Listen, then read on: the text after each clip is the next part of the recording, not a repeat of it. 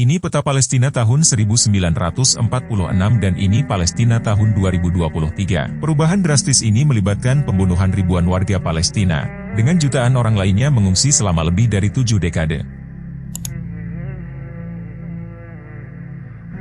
Berikut peristiwa bersejarahnya, yang menyebabkan menyusutnya tanah Palestina dan berdirinya serta perluasan negara Israel. Palestina adalah bagian dari Kesultanan Ottoman pada tahun 1900-an, dan Muslim, Kristen, dan Yahudi telah hidup berdampingan dalam harmoni di benua Eropa. Namun gerakan Zionis diperkenalkan oleh Theodor Herzl pada tahun 1896.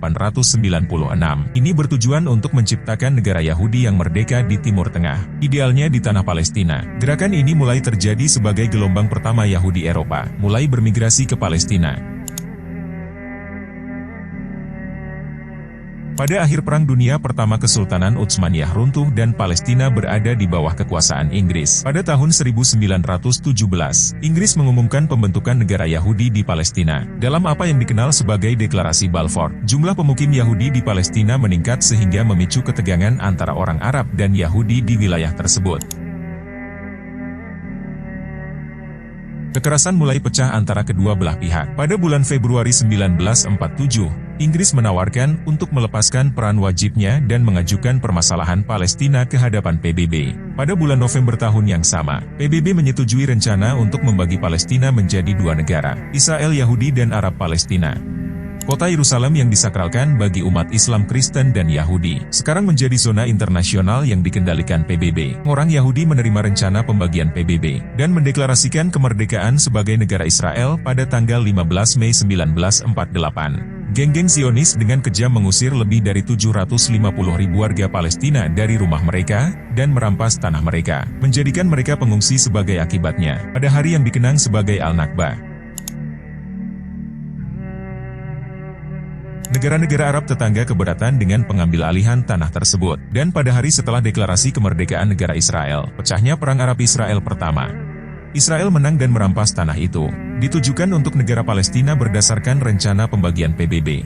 Tanahnya terbagi menjadi 3 bagian, Yordania menduduki tepi barat dan Yerusalem Timur, Mesir menduduki Gaza, dan negara Israel menguasai 78% wilayah bersejarah Palestina, termasuk Yerusalem Barat.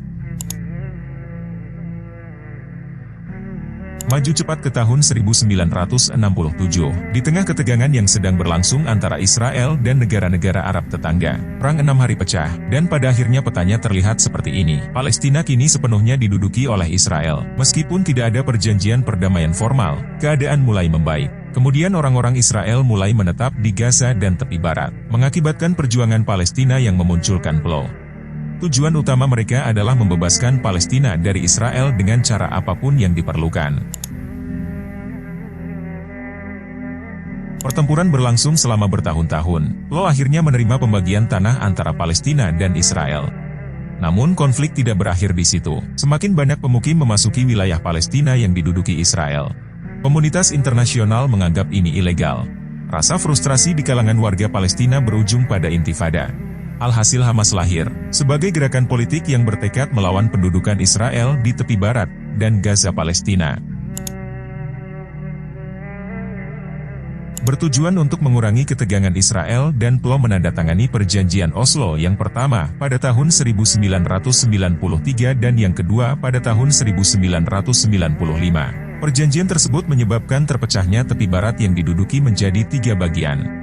Area A, di bawah kendali penuh Palestina, area B, di bawah kendali bersama Palestina Israel, dan area C di bawah kendali penuh Israel. Tetapi solusinya menimbulkan masalah. Wilayah C berisi sebagian besar wilayah tepi barat yang diduduki, air, tanah pertanian, dan mineral. Masyarakat Palestina memiliki akses yang terbatas terhadap hal-hal tersebut.